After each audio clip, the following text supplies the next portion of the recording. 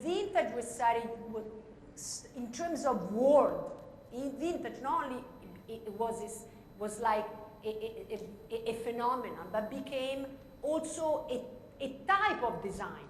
Because by vintage is all these clothes, they were like from the 1940, 50 onward, and previous we are getting into historical clothes.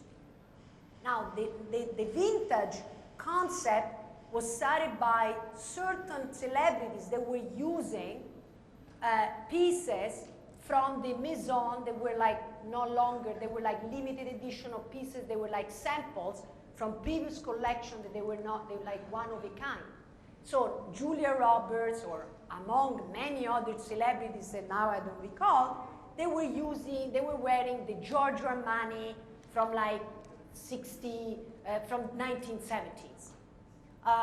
And so that became a trend. The fact that one particular piece of clothing, like a couture piece or jewelry, could no longer be reproduced because maybe the fabric was no longer made, because the seamstress died, was fired. Anyway, these unique pieces became rare.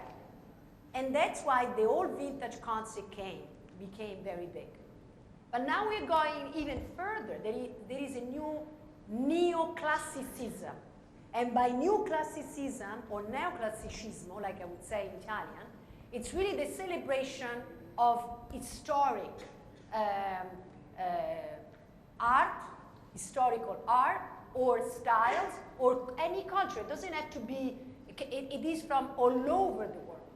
Now, this middle, which is an older crowd, they have the biggest higher spending compared to the millennial. Because these people are successful, are achieved, they have somehow money, or they made it. You know, they bought a house already, or maybe their mortgage is advanced, they already paid it off a little bit, they already have a family, and they're collectors. They collect, so they spend more money. So these people will buy limited edition, they will buy important pieces because they already bought the small little pieces. And also this consumer wants to be amused. They will buy the one of a kind, but also different pieces. So this is very important. So somehow collecting to the, you know, reconnecting to my previous colleague, which was talking about, you know, bubbles and stuff.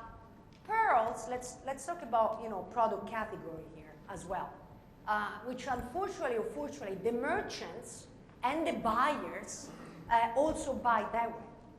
They don't buy by design direction, they buy by material. So you buy, guys, or you produce by diamonds, pearls, gemstones, yellow gold, 18 karat, 24 karat. Unfortunately or fortunately, that's how the industry communicates.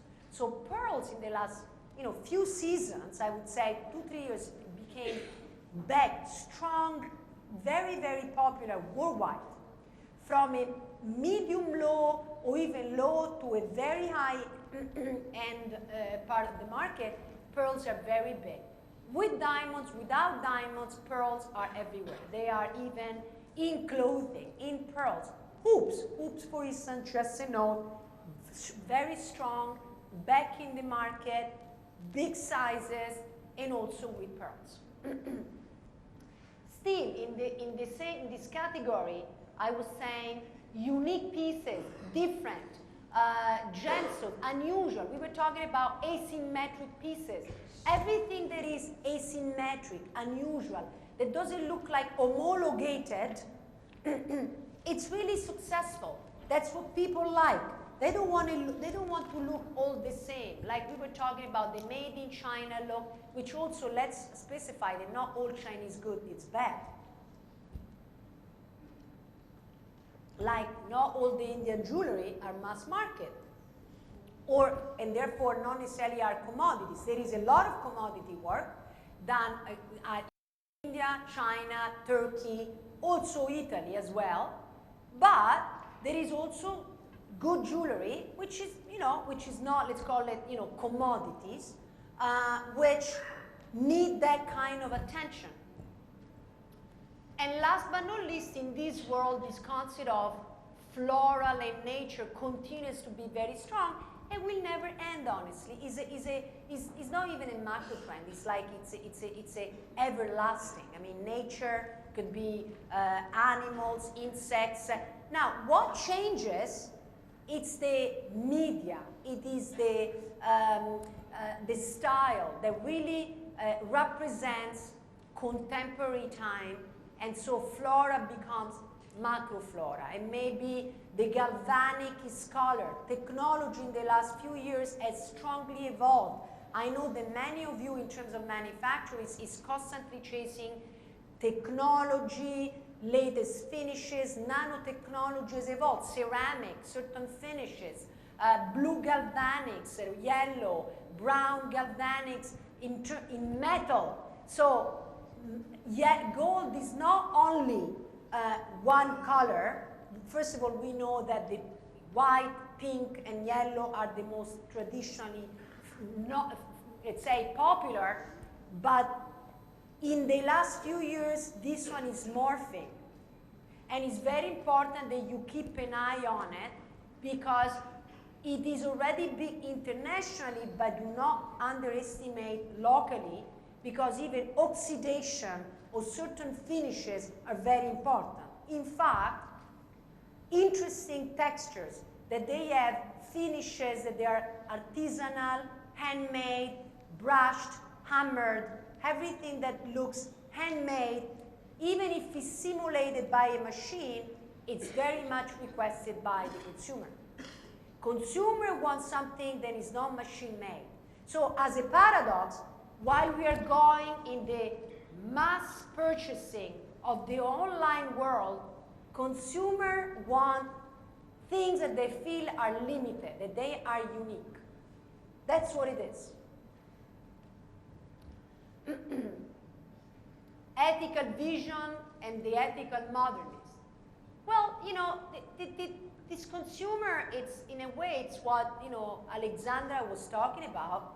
It's about being ethical, and this globalization and this mixing of ethnicity and culture and taste, and this global, this traveling, either is digital or physical, physical. What did you say? Okay.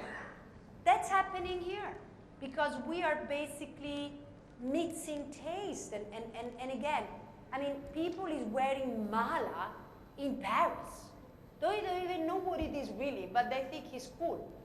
You know, I mean, in a way, you know, they're wearing Ganesha, or, so it is cool to be spiritual in an exotic way from different parts of the world. And it is true that it's exotic to wear a piece made in India that looks Indian, especially if you mix it with your Yves Saint Laurent tailleur, or suits, like you want to call it, or dress. The word culture was used previously with, and culture, it's the new luxury. Actually, it was not even the new luxury, because from the Maharaja to the princes and king worldwide, they were always surrounded by intellectuals. They could be writer or musician or painters, because wealth could not buy knowledge. So in order to get knowledge, they would hire and have all these people in their court to feel knowledgeable and to feel cultural. So today, in a way, that's a big power. The power of showing our uniqueness is not just owning a Rolex or a VMH bag, but it's showing that we've been to Bombay and we've been to South Africa or Paris. How? By wearing something, an object, a bag, a little symbol, a little something, because by showing that we've traveled, maybe we show our knowledge, and our knowledge is wisdom, is culture, and that you cannot just buy. It's cheap to buy just a Chanel bag. Everybody that has some money can buy it, but culture and taste, no. So the ethical modernist is taking inspiration from local culture. Now there are some culture that nowadays they are a little bit more under the spotlight. African culture nowadays is kind of or Afro-American culture, but not only. It's pretty hot nowadays. I'm talking about internationally. Among also, you know, together with Indians, of course. Why? But, well, the migrations and what's happening also, this is an interesting connection which I will not explore for too long because of time reasons and also because I want to, you know, focus on design. But there is a problem right now in this incredible change that the world is going through. There are some very important civil rights issues worldwide that came out again. And it's not a coming back of problems that, you know, they were once solved. Let's put it this way. There were things that were kind of solved, but not really. And so now, with this globalization, some like little rocks in the shoes are back. So civil rights, that could be for ethnicity, could be women rights, could be many rights, you know, poor people rights, you know, worker rights are coming out. And as a paradox, now, how does it have to do with jewelry? It has to do with jewelry because the concept of ethical is very important, but also taste. Somehow, certain culture are pushing more. So if you're going to be online and you're going to see the Valentino or the Gucci, just to mention some internationally global brands, because they are most popular, but they don't have to be only this one. They're using a lot of, you know, Afro-American model or mixed grouping of people because there are certain culture, especially those that they are like considered minorities, that becomes focused and in fashion. What we call ghetto fashion, or subway fashion that we would call it in New York years ago, becomes an inspiration. So that could be from, you know, the slums in India, or in Brazil, or in South Africa, in Cape Town, or in Milano. Those are the ones, these people on the streets, those are the ones that somehow are inspiring the catwalks. And I do not agree with my colleagues when they're saying the trends start on the runway, because that's not true. Trends start on the street, and then the cool hunters and the designers and people like me pick up certain elements and bring it to the design studio, which they clean it up, make it cool, and then sell it to the catwalks. And then there is a full circle of streets, cleaning up, making it polished, making it chic, and then goes back to it. An example, very simple, stupid example, but you understand. In the hip-hop fashion, okay, hip-hop, which, you know, it's ghetto. Ghetto, you know, it started in the late 80s, early 90s in the United States. You know, do you remember Calvin Klein became very big with the underwear, and you would see the underwear because these guys were showing their pants down, right? And then you would see Calvin Klein on their underwear showing. You know how that fashion started? You know why the jeans or pants were down? Because these kids that were coming from the ghetto were put to jail very many times. The young folks from the ghetto, they would remove their belt when they would go to jail, and by removing the belt, the denim, they would go down. So basically, it would show their underwear. So once they were out, back on the streets, some of them did not put the belt anymore, and that was a sign, a symbol that they went to jail. And for some reason, in their blocks and areas, it was a sign of being respected, because if I've been to jail, that means I know what life is about. So that the rappers and you know, created that fashion by wearing it. So as you can see, this is an example. Calvin Klein did not create the fashion, but Calvin Klein was good enough.